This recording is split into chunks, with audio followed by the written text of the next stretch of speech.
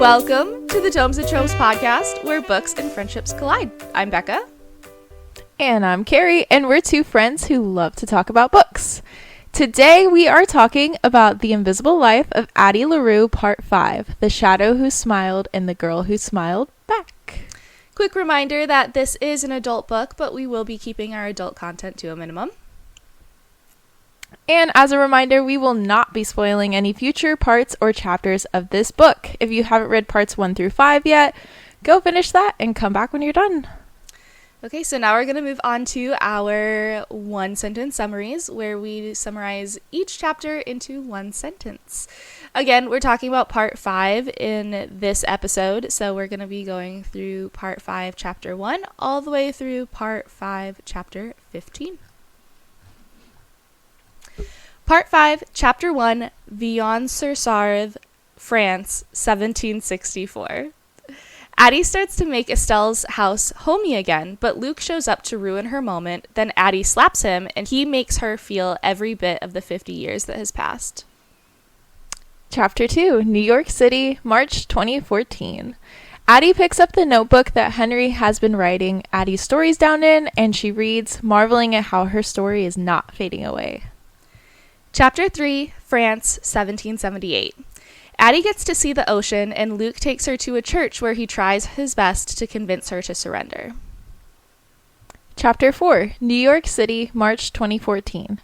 Henry continues to be just the best and show Addie the Whispering Gallery in Grand Central, and Addie is so happy that there are still new things to learn and discover after 300 years. Chapter 5, France, 1789. Luc saves Addie from a group of men, and he takes her to a new place for the first time and reveals that it is not a kindness, but he wants to be the one who breaks her.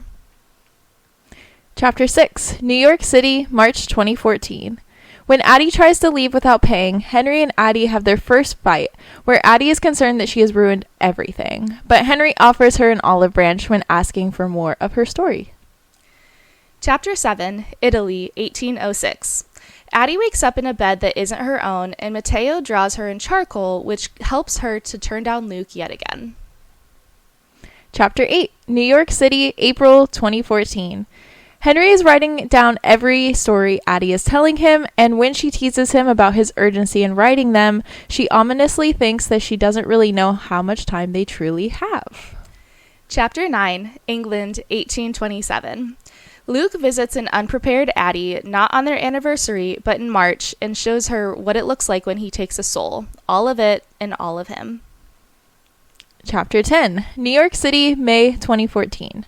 After bringing home Book, the cat, Henry becomes determined to take a Polaroid of Addie, and after trying many techniques and failing, he is finally able to figure out a way to capture her. Chapter 11, France, 1854. Addie visits her hometown again and embraces the changes it has undergone, even going as far as to describe herself as a witch and a ghost to its current dwellers. Chapter 12, New York City, July 2014. Celebrating Henry's birthday with Bea and Robbie, Toby unexpectedly comes on stage and sings her melody with his lyrics, and she doesn't feel happy to hear Toby's music like she has felt with other art depictions. Chapter 13, Germany, 1872. Addie is saved yet again by Luc on the train, and he shows her the beauty of the opera. Chapter 14, New York City, July 2014. Henry has been acting weird all day, and when Henry says nothing is wrong, Addie knows that she should have pushed and asked for more. Chapter 15, England, 1899. Addie has made a home in a cabin in the snow. When Luc visits, he only tells her stories of the world instead of trying to take her from it. Bum, bum, bum. All right, Keri. That's a lot. That's a lot. What did you think about Part 5? So, Part 5 really felt like a build-up part. Like, I really felt like we're building up to Part 6 and 7. And so, we've got to learn a lot about Luc and Addie's relationship, his power, people in history that Luc has made deals with, as well as more about Henry and Addie's relationship and how each of them is impacted by their curses, specifically in their relationship, which was interesting. I didn't love this part as much, but like I said, I felt like we really needed this part before our last two parts to really make those next parts 6 and 7 impactful and emotional. I'm ready to Yeah. be devastated. Yeah, I agree. One criticism I really had about this part was that it felt super cheesy with Luc making a deal with Joan of Arc and Beethoven. I didn't love it. I just felt like it was super cheesy. It felt disjointed.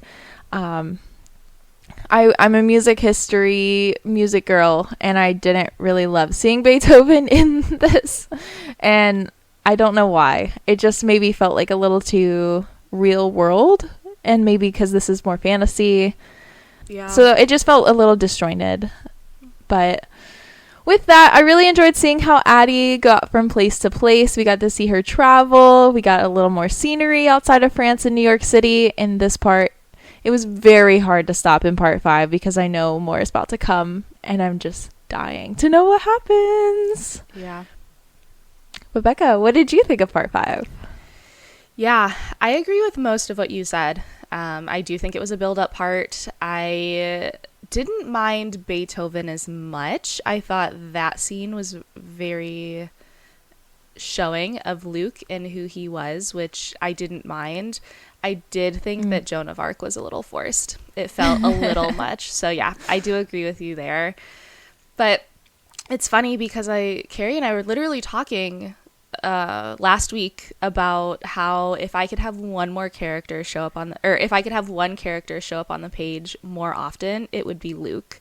And I feel like this part really satisfied that and scratched that itch that I was having of all of our 3 main characters that we have. So I did like it. Ooh. I also think it did answer a question that we had from last week, where Luc does have a chosen form and he shows up as Luc, what we know Luc to look like, the dark hair, dark eyes, whatever. He shows up like that in his human form to everybody, not just Addie and Henry, but to everybody. But that's not his true form. His true form is that monster that we saw in the Beethoven scene. So I do think that was answered, which was really cool for me. We got that answer. But I'm nervous about the ending with Henry. I think his deal is less than we think it is, and I'm just wondering how long he made his deal for. So I think it answered a lot of questions. It was a build-up part, but I still have more questions that I hope get answered very soon. It's gonna be a doozy. We also got the answer to the question about if Henry is writing her story. You think we did? Yeah, I think it was in chapter 3, chapter 2. Because he's been writing. I'll have to look it up, but I'm pretty sure we got the answer that Henry is indeed writing her stories, because the notebooks are now filling up and they're shorter, very journal-like. They had some note to something you said in part 4, I think, in our episode. Very okay, I'll have to look it up. I should have came prepared with this. I'm so sorry. Yeah, we did get a lot of Henry writing Addie's stories down in this part, but I didn't feel like we got the answer of this book is Henry writing Addie's story, if that makes sense. But if you found a different part, please let me know, because I would love to know that. Perfect. Well, so now we're going to go into who we met in part 5. Normally this is where we would do our most notable characters that we got to meet for the first time, but we really didn't meet any significant characters in part 5 except for Matteo, but I really don't think he was that significant, but we are going to give him an honorable mention here because he is an artist that we could potentially label as a lover. And Addie often posed for him for his drawings, and he never really cared that he could remember her. So that was cute. I like that. And we did get to see some of our beloved, or somewhat not beloved side characters, like Bea and Robbie. Boo. I know Becca loves Robbie. Well, we also, like you were saying, Becca, we got to know Luc a little bit better, and we also got to see Toby again. So we haven't seen him in a hot minute, so it was good to see him. Hello, Yeah. Toby. I Welcome do back. want to say, though, that as much as I dislike Robbie, that I think that's a nod to VE Schwab of her writing style and the fact that she can make me dislike a side character so much. Not to the point where I don't want to see him on the page, but just like dislike him, you know? Mhm. But I still want to know what Yeah. happens with him. So Oh, yeah. good job. And I think I almost like softened towards him in this part because of how Addie softened towards him. Like, she started to understand him a little bit and figure out how to get him to like not treat her with such hostility. Yeah. I mean, she's had many tries, so trial and error, she finally figured it out. So we kind of got to, at least for me, I softened towards him a little bit, but I still don't like him because he's so jealous. And I loved the part where Addie, after she like threw herself at Robbie and was like, I can't wait to see your plays, and like got so excited. I loved the part where afterwards Addie went up to Henry and was like, I think I broke Robbie. Like, that's such a like, I think that shows a lot of like dedication on her part to wanting this thing with Henry to work, because she doesn't have to.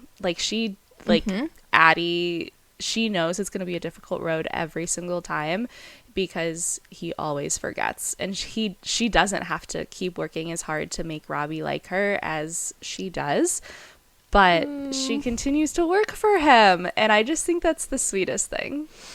I didn't even think of that. Go, Addie. Yeah. That's Real so sweet. Nice. Yeah. She's the best. Oh, it just made me love them so much more. I'm done.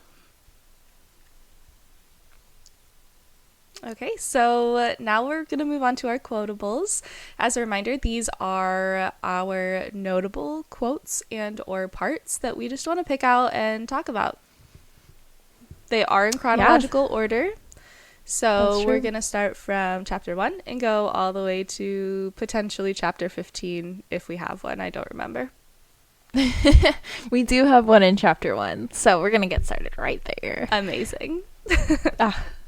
So it's a direct quote. It says, "The next time Addie comes, they will all be dead. The last of her old life, her first life buried in the same 10-meter plot." So in this section, I mean, this is a heartbreaking sentence. In general, it's fine. I wanted to cry, but I didn't.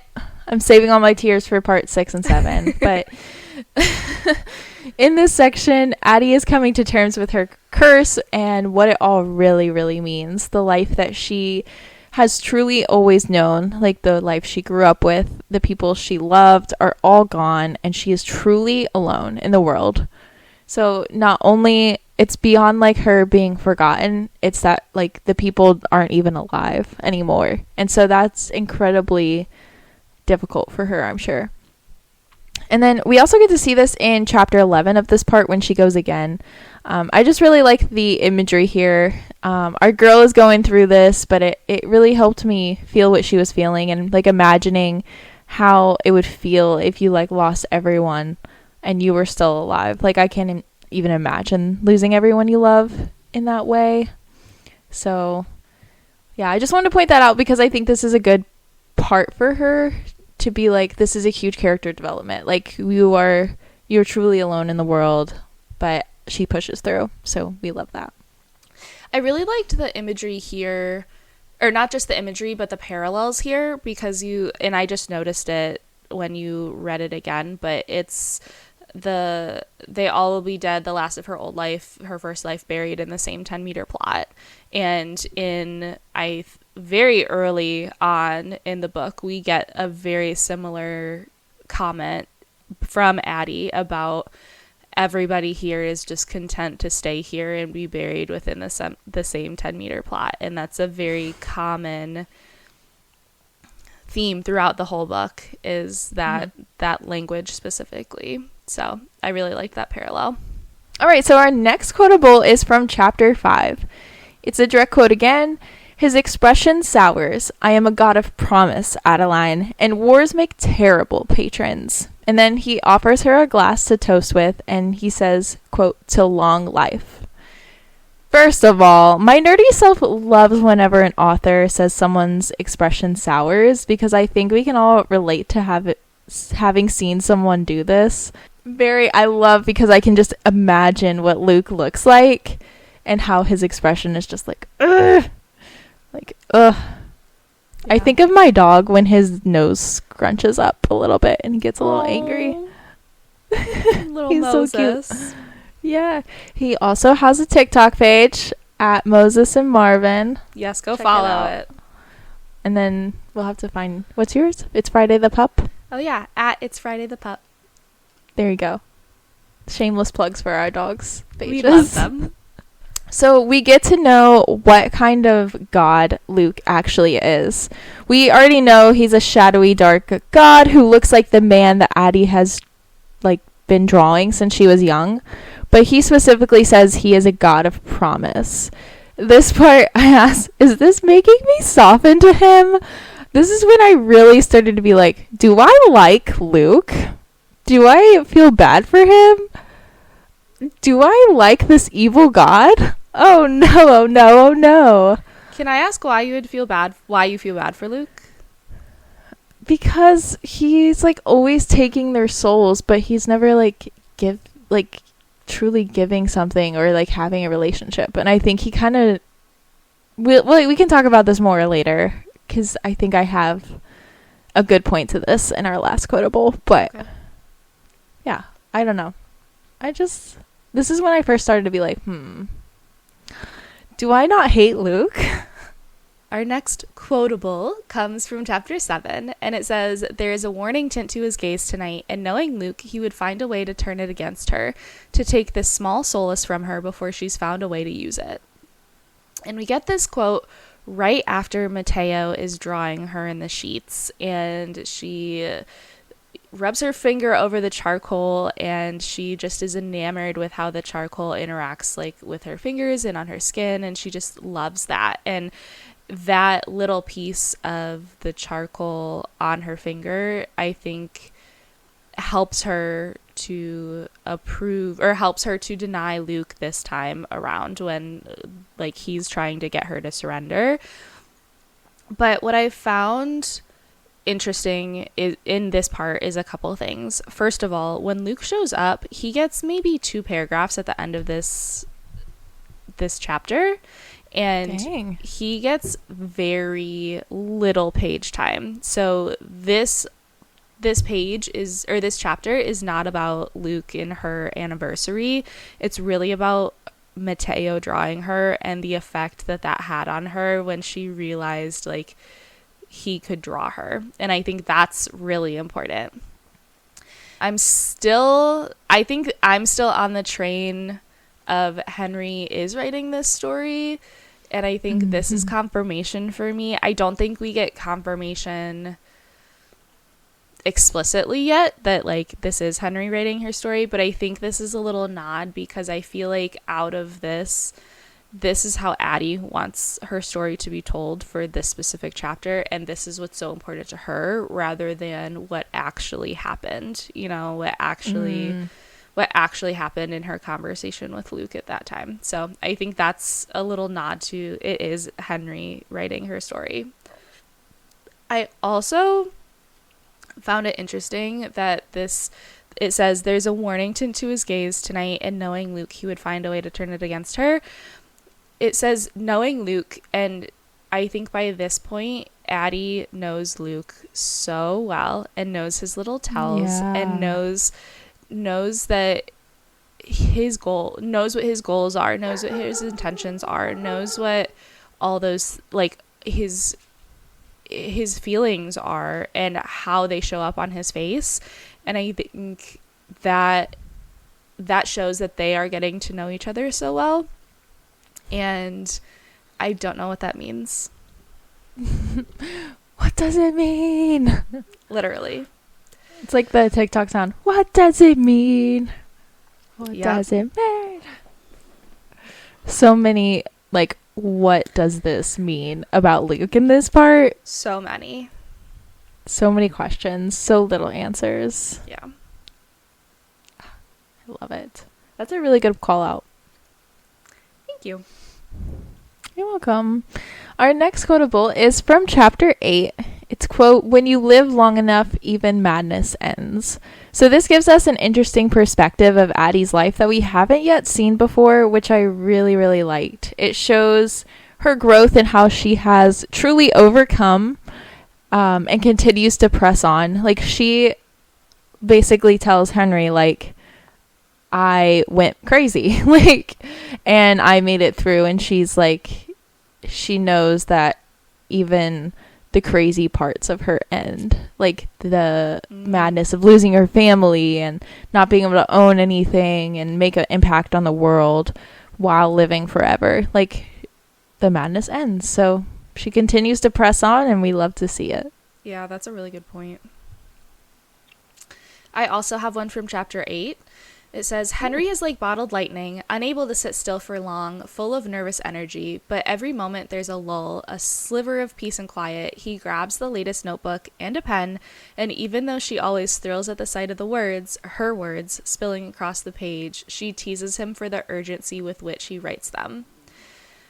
First of all, that was a whole paragraph in the book, and it was one sentence. So go Schwab for making that sentence grammatically correct and getting all of that information in there. But I think there's a lot of information in that one sentence, right? So first of all, Henry is like bottled lightning. We get a very similar parallel with Remy, and I don't remember what he is, but I'm pretty sure it was like Remy is like bottled sunshine or bottled joy, bottled laughter, I think it was. Oh, yeah. So I think like she says that about a lot of different people. And I really liked that parallel where like Remy was just like joy and light and laughter, and like Henry is still light. It's still a type of light, but it's lightning, and it's the energy. Ooh. And it's the angst that's going on all the time. So I thought that was a really cool parallel there. But I also loved how this line was giving Hamilton vibes, where like it says she teases him for the urgency with which he writes them. Like, all I could hear was Eliza singing, or Burr singing, like, "Why do you write like we're running out of time?" And yes. I kept like thinking about this like as I was reading through, and I think like if we could interview Eliza Hamilton right now, I think this is probably how she would have described Alexander Hamilton on a regular basis. Like, he's always angsty, he's always has nervous energy, he's always writing.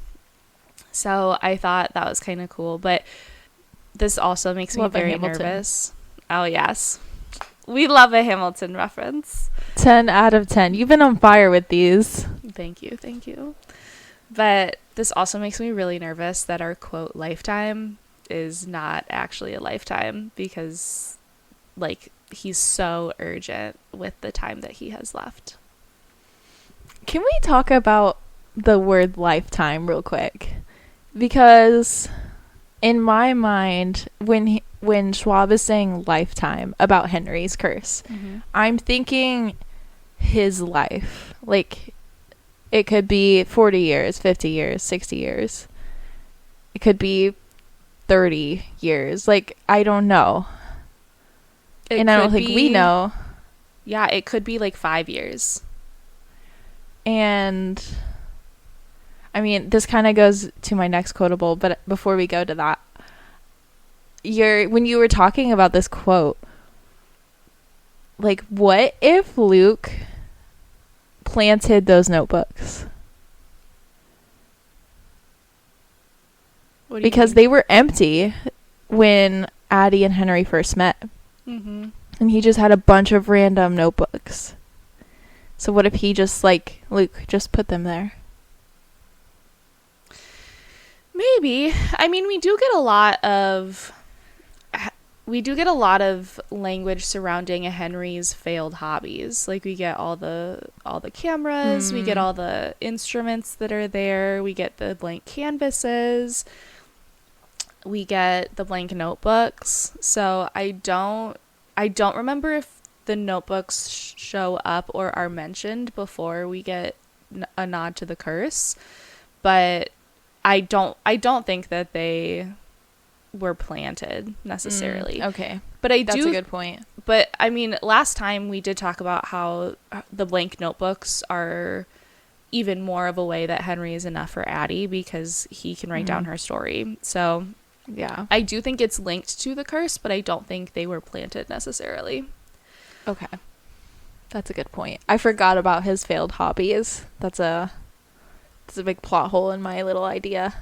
But sorry to burst your bubble. No. We got to stay true to the story. That's true. But back to the lifetime thing. In chapter 9, Addie learns that Luc's hand, she will learn, is always subtle. They will see his work and call it sickness, call it heart failure, call it madness, suicide, overdose, accident. So this could be along with that lifetime where it could be a car accident, or he's walking across the street and gets, I'm thinking of like all those movies where they like walk in front of a bus and like, I don't know. So this quote, before you even mentioned the lifetime thing, was, I wanted to point it out for two reasons. So for the first, we get to learn that Luc doesn't really care about getting the credit for his work. So he doesn't care if like, they know it's him. They don't, like, he doesn't need to like clarify that with anyone. So that's so interesting. Right? So he's not a prideful god. Or a boastful god, I should say. Interesting. That's not even something I would have picked up on. It's crazy, right? To think about, like, he doesn't care that, like, the world knows. Just that the person he made the deal with knows. Yeah. And potentially Addie, because I think this is foreshadowing. So this is my second thing I wanted to point out, is that I think this is foreshadowing on how the book will end with either Henry or Addie or both. So it could be, or even, I don't know, like, I even think the side characters could have a deal of some sort potentially, or make a deal later. I don't know. I just think this is something to keep in mind, that Luc uses different methods and isn't just gonna like one day somebody drops dead, which is kind of what I was thinking. Yeah. When people make a deal with him.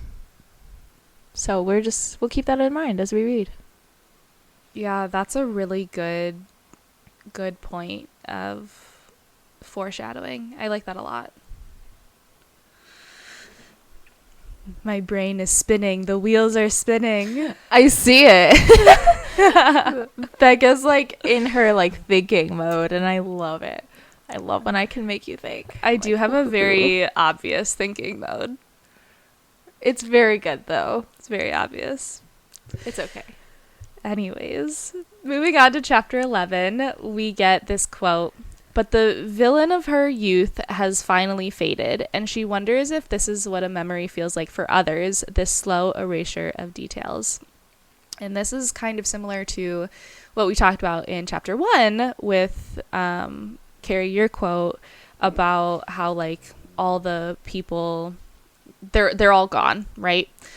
But this one was more impactful to me because I think I read this right after I went out to dinner with a friend. And for those of you who don't know, I live in a college town. Well, actually, most of you probably don't know. I live in a very... I know. Well, yeah, Keri knows. But I live in a college town, so most things change on a yearly basis. So for those of you, just to give you a reference, over the summer, our population pretty much cuts in half from the students that live in the town that I live in because they all go home.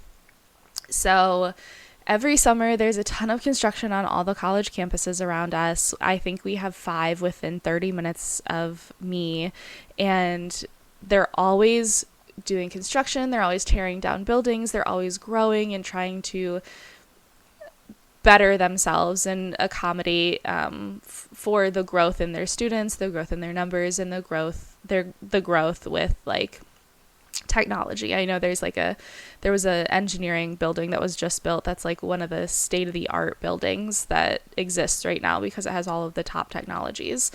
So we went out to dinner with some friends the other day, and one of them hadn't been on campus in so long, and he was talking about like everything that changed and all the roads that now are different and the buildings that don't exist anymore. And I thought I read this right after that, and I was like, this makes so much sense because yes, like the college campus of his youth has gone, right? It's not there anymore. It is a completely different being that exists. But my question here is, she says like, is this what normal people feel like with their memories, that like the details slowly go away? But she has what normal people would consider memories, because every part of her, I think it's 21 years before she makes the deal with Luc, those are all memories. Like she talks about how she slowly loses Estelle's laugh, and she slowly loses her father's voice and all those things, and she has memories.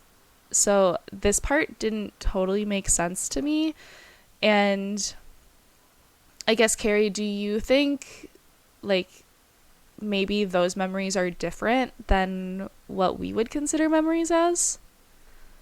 I don't know, because like there's so much time that has gone by, whereas for normal people it might be a little quicker, we forget, than Addie. So maybe that's a difference. Yeah. I don't know. That's a good point. It doesn't really make too much sense. Okay, so our next quotable is from chapter 12. It says, says B, studying her, you look so familiar. So we have heard this quite a few times from B, and it's just occurred to me when reading this part that she has said this every single time she meets Addie. And I don't know if this is something to do with her having studied the art pieces that Addie is in and like she wanted to do her project on, but I think it's a nod and I think it's important. I don't know if I'm just looking into this too deeply, but I like that B keeps saying that, and she said it twice in this chapter, and I mean she forgot her twice, which makes sense, but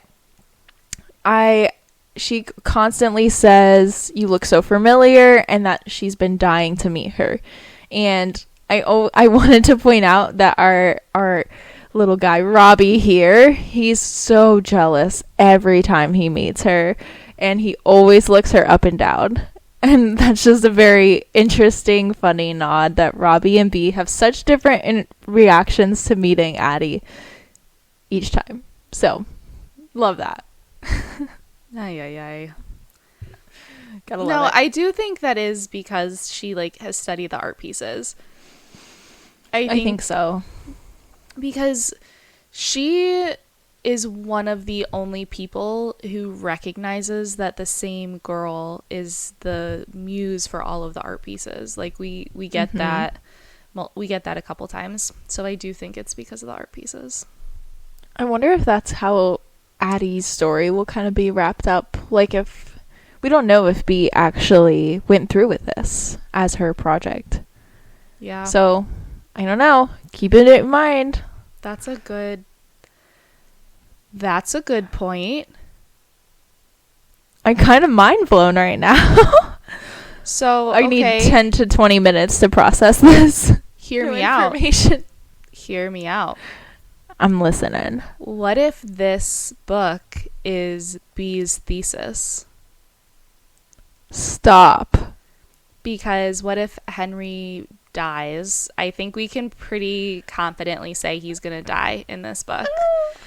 No. So what if he dies? Addie isn't there anymore, but B finds all these notebooks writing her story, and realizes that the book, or that the art pieces that she's been seeing are actually all the same woman.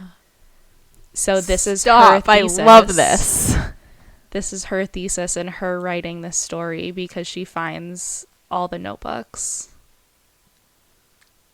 That's it. Episode done. We're good. This is perfect. Everybody think on that for 10 to 12 business days. What a specific number of business days. That would be wild. And if you figured that out, I will be so impressed. Like, just that idea I'm impressed with. Please know that. For our listeners, I promise I have not read the rest of the book yet. So if that's actually what happens, my deepest apologies if it is a spoiler. But I have not read the rest of the book, so I have no idea. No. We specifically do not read the next parts so we don't spoil things. Yes, so all of our theories, all of our theories, reactions, thoughts, they're not because we read the rest and we're trying to steer you in a specific path. I promise. I also could be way wrong, so there's always that I like too. your theory. Okay, so our next quotable comes from chapter 13, now that we have to move on from that brain train life-altering theory. So it says, she wants to bottle this feeling to carry it with her through the dark. First of all, we get so many references to bottling a feeling, bottling something. Somebody is lightning in a bottle, whatever, right? We get so many references to that, and I don't know why. Like, I cannot figure out what that is relating to. My mind is blown. Either way, this quote is during the opera, and I loved chapter 13. If I could just, like, chapter 13 was just such a good chapter for me. I loved reading through it because it was such an accurate depiction of the first time I went to a show. So I just loved reading through it. But this was, like I said, this was during the opera, and it's the beauty of live theater, right? It's like nothing else. And the feeling you get in the theater while watching a show is entrancing and beautiful. And I completely agree with bottling this feeling and wanting to do it. I mean, I just think back to when Keri and I went to go see Wicked, and like the opening number starts, and like there are just tears in your eyes because you're just so excited. And when Liam and I, my husband and I, when we went to New York and we saw Phantom of the Opera on Broadway, and Jealous.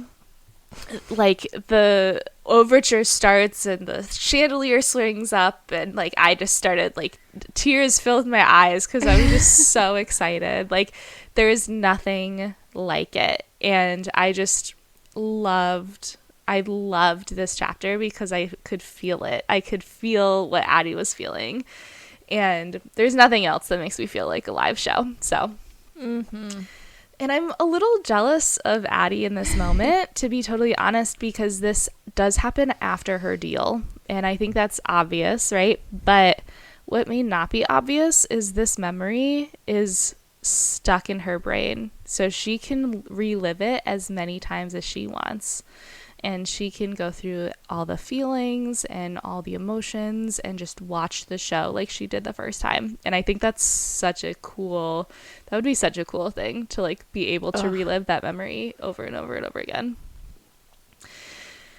Now, that's like the first part, right? Bottling the feeling.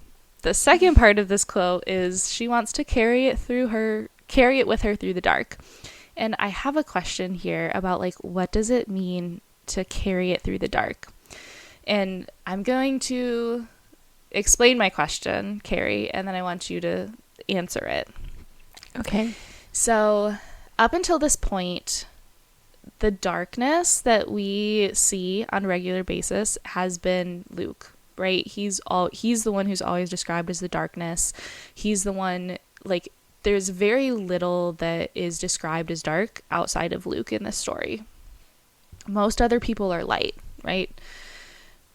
before we get to his being dark, like Luc himself being dark, when she travels through the darkness with Luc the first time, and she travels like through time and space to get to, I think is it Italy the first time?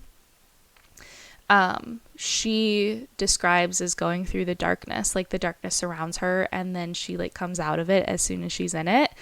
But then the second time, she says she realizes it as it being Luc himself. Like that is the essence of Luc. So is she thinking in this moment the figurative dark, where like the dark times, like she's gonna have hard times in her life and she's going to want to bottle this feeling so she can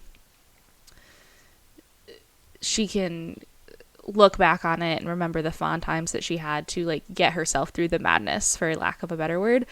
Or is this more figurative, or is this more literal, when like Luc comes to take her soul and like she's in the dark, that she wants to bottle this feeling and carry it through? Oh, what do you think, Keri? My first initial reaction is like to carry it with her when she feels like giving in to him and giving up. Because I think it reminds her of like, that's a good idea. Okay, like I'm here to experience. This is what I made the deal for, to experience life outside of Valon.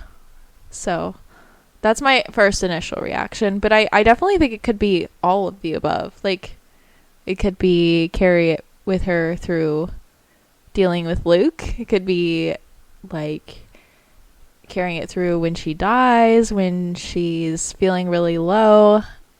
But it could just be something that keeps her going when things get really tough. So yeah. I think it could be all of it. Maybe that's why she said the dark, because anything darkness is related to Luc. So anything, I don't know. That's a good question. Good call out. Yeah, just something I was thinking about. I love it. All right, we have 2 more quotables, so stay with us. We do have a chapter 15 one, so we do. But we're going to get to chapter 14 first. So this one I read probably 4 times because I was like, what does it mean? What does it mean? So it says, and maybe it is just one of his storms, she thinks. Maybe it is the summer heat. It is not, of course. And later, she will know the truth, and she will wish she'd asked, wish she'd pressed, wish she'd known. Say that 3 times fast. But literally, I read this part like 4 or 5 times. Like, I just kept rereading and rereading. Like, what did I miss? What does it mean? Tell me everything I need to know. What does it mean that she will know the truth? So, I'm like, maybe if I read it enough times, it'll tell me what this means. But we got it. This is like red flag central. Like, we're going to have to keep an eye out for this in part 6 because I need an explanation and I need it now. So tonight I will be reading part 6 because I need to know if this is answered and I want to be devastated. And I want to be devastated. I just love Henry so much. I want to know what's going on. But our final quotable, is in chapter 15, and I think Luc may love her. So, here's why. He says in chapter 15, I saw an elephant in Paris. So he's telling her about things he has seen, like you would like a significant other, something that she would be interested in, something that she would find cool. And a blanket was over her shoulders when she woke up from hanging out with Luc. Only someone who like cares about you would do that, in my mind. So, here's a question. Is this an enemies to lover type of trope that we're dealing with? And I don't know how I feel about that.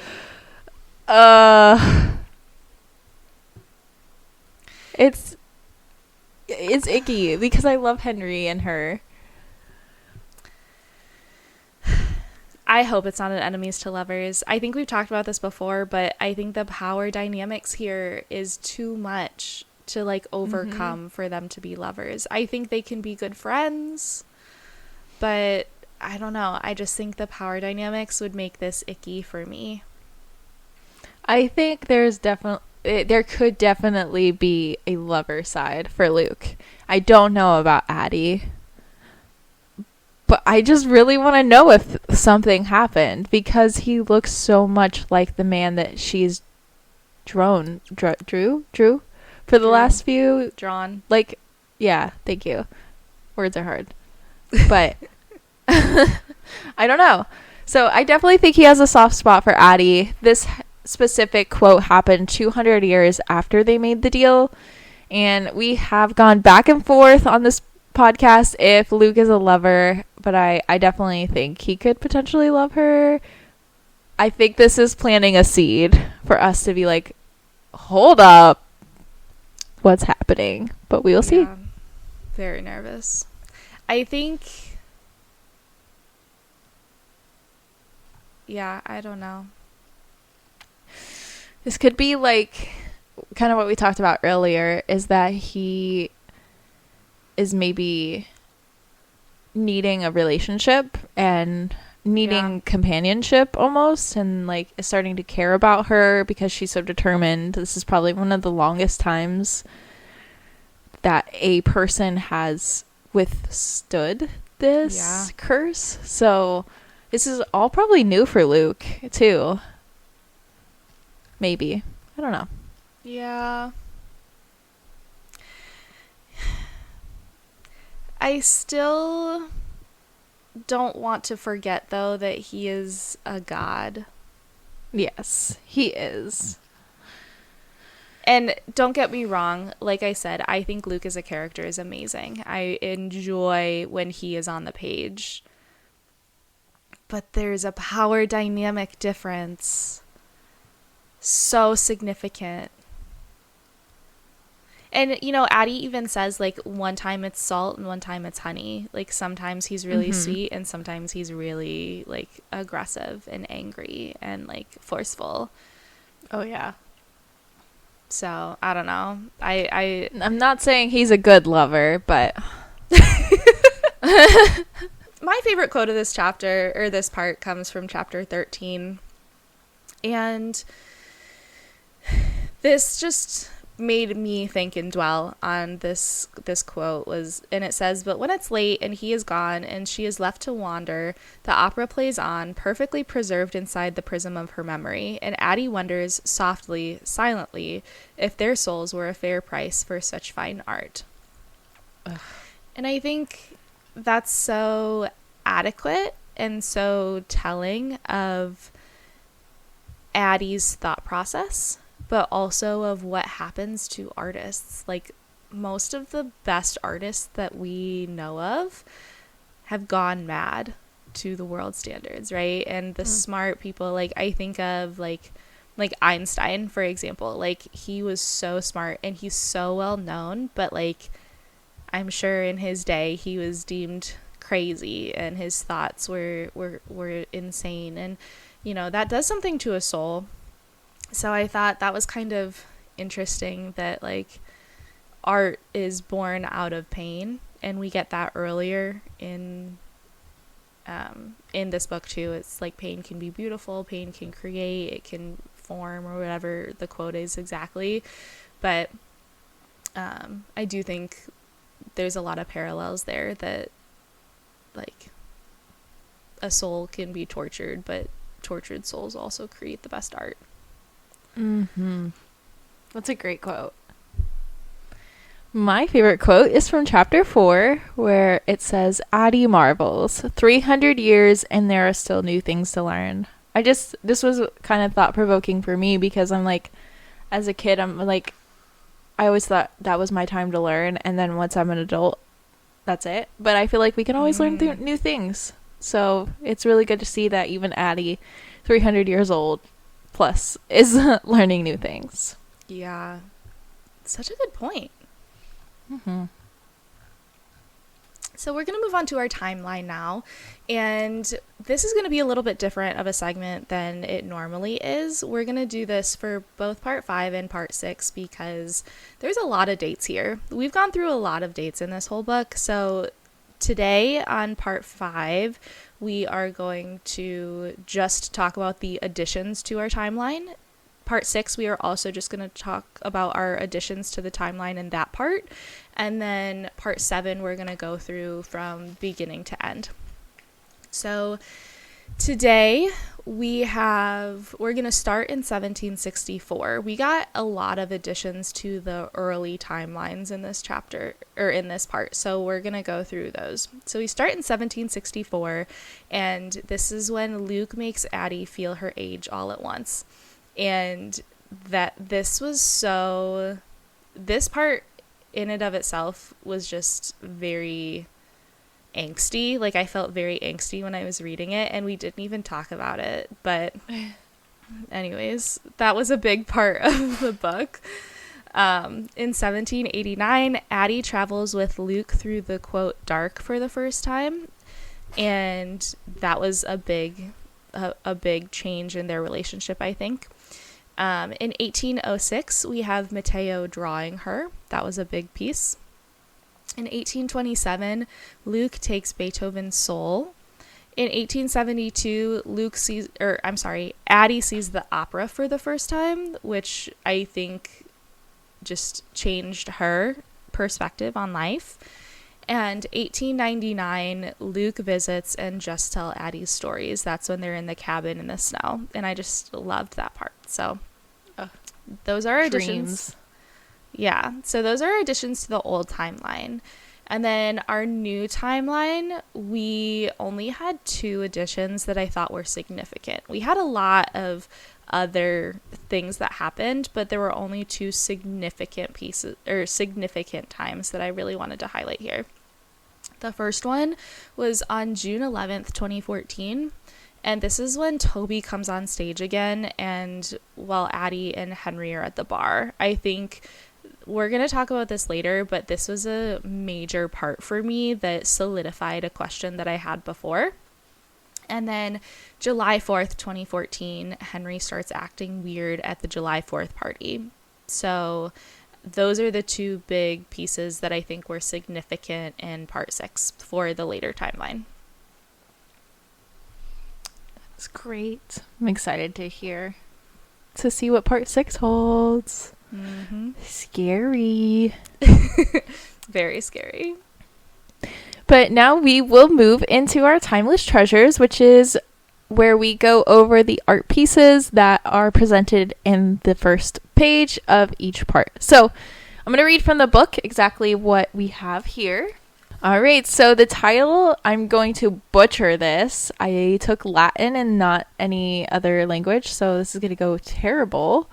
So it is Ho portato l'estelle el letto.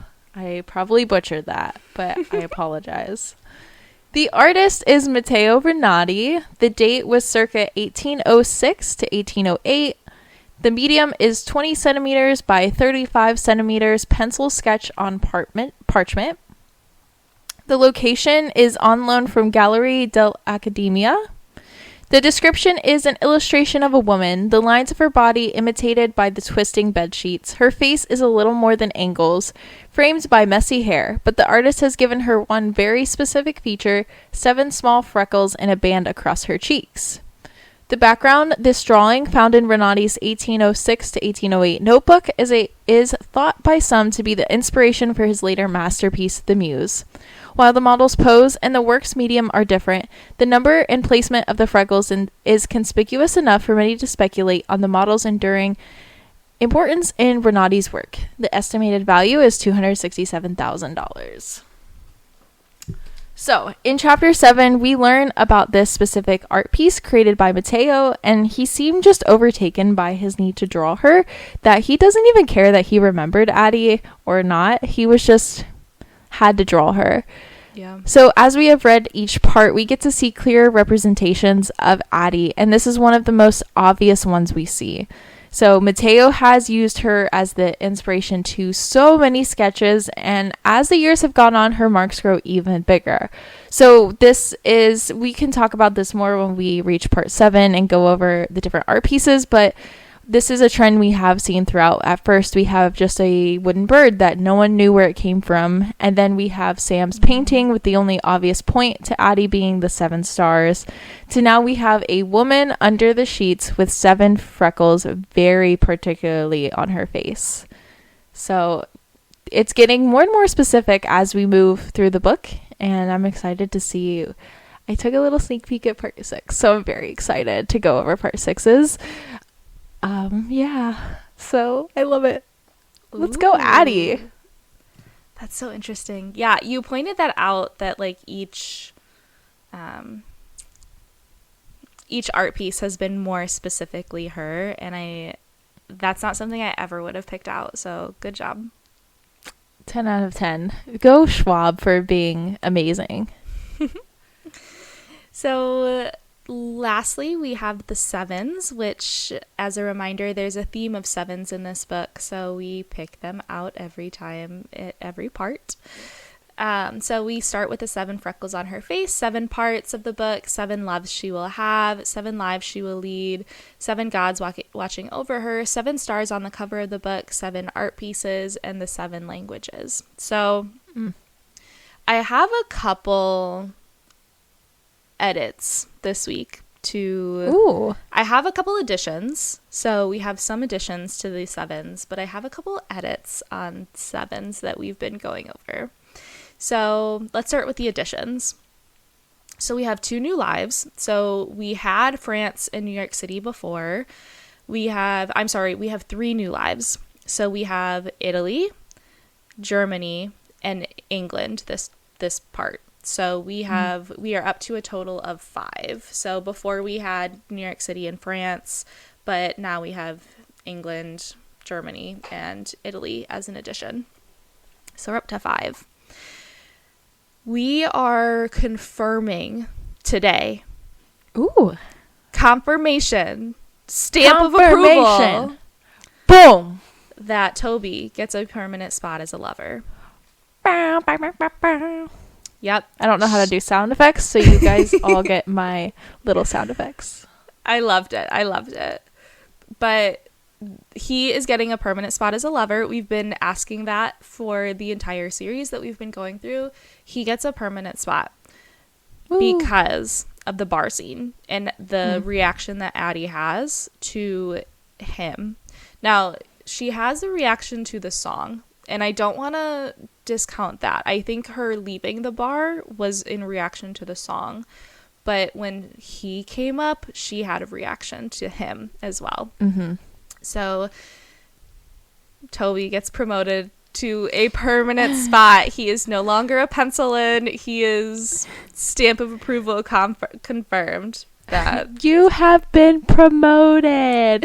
You Go, are Toby. now our new elite employee. I gotta make another one. Okay, and then I'm gonna give Mateo a lover spot. I normally wouldn't. Like, I wouldn't, just based on the book, like the pages, the chapters, but because he gets an art piece featured, he's gonna be a lover. And I saw your notes, and I think like the fact that he drew her for 2 years, it shows they had like something, like she felt something for him. Yeah, I agree. So Mateo. So now we are up to 6 lovers. We have Toby, Sam, Henry, Remy, Luc, and Mateo. Yeah. We still have the New Orleans person, if there is an additional person. You know, the more that I read, the more that I think New Orleans might be a confirmation that Luc is a lover. That's what I'm thinking. Yeah.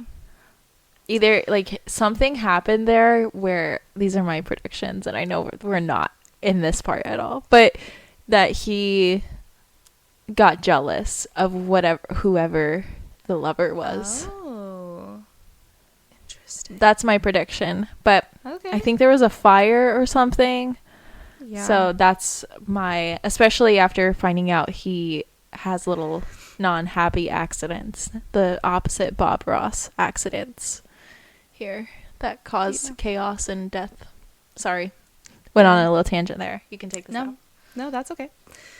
But I think Luke, I think we can count him as a lover, specifically with the cabin scene already. So I'm not going to wait until next week to confirm him. We're going to confirm him as well. So Okay.